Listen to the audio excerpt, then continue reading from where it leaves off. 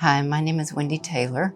A lot of you know my husband, Ted Taylor. He's the social butterfly out of the two of us. My life, if anything, it screams redemption. At an early age, I got mixed up in drugs and alcohol.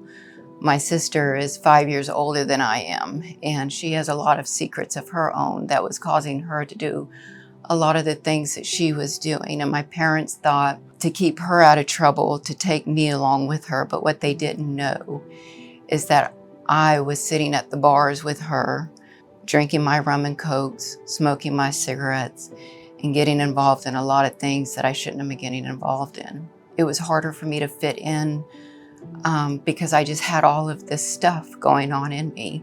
So I just started doing things to be accepted and to be liked. And it led me in a lot of really bad experiences.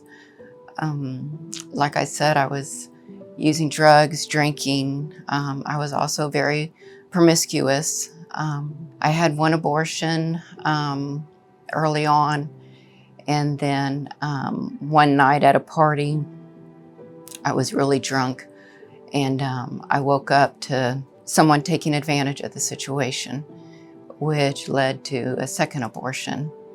And from there, it just seemed like things really started spiraling. So I ended up a few months after the second abortion being pregnant again. When I thought I was pregnant, I needed someone to take me to family planning to have a pregnancy test ran. All of my friends at the time, well, no one could take me. And so there was this one girl in one of my classes. She was a Christian. And whenever I was in high school, I used to heckle the Christians. They would stand in the lobby and hold hands and pray. And I was on the outside and I would call them names.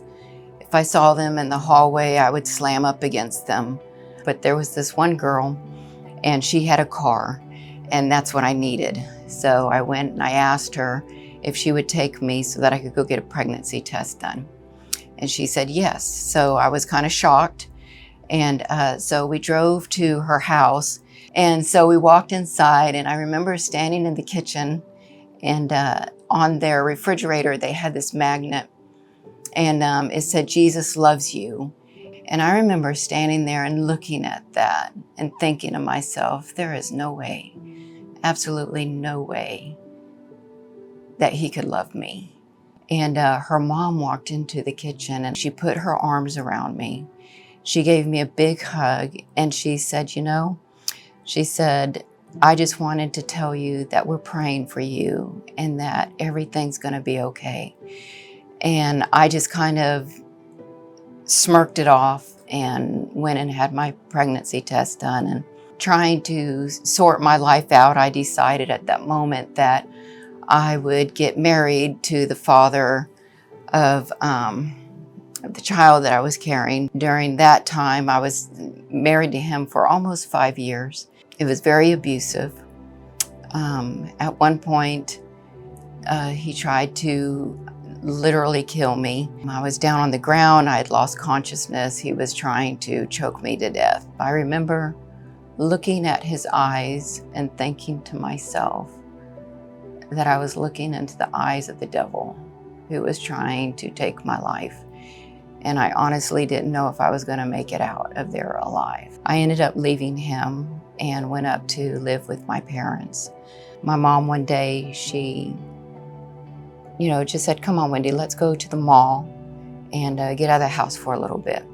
I remember very plainly that there was a Christian bookstore and to the left of us. And so I just kind of walked by and there was a picture in the window that really caught my eye. And it was a pencil sketching of Jesus, and he was holding a lamb. He had it held close to him and his head was down.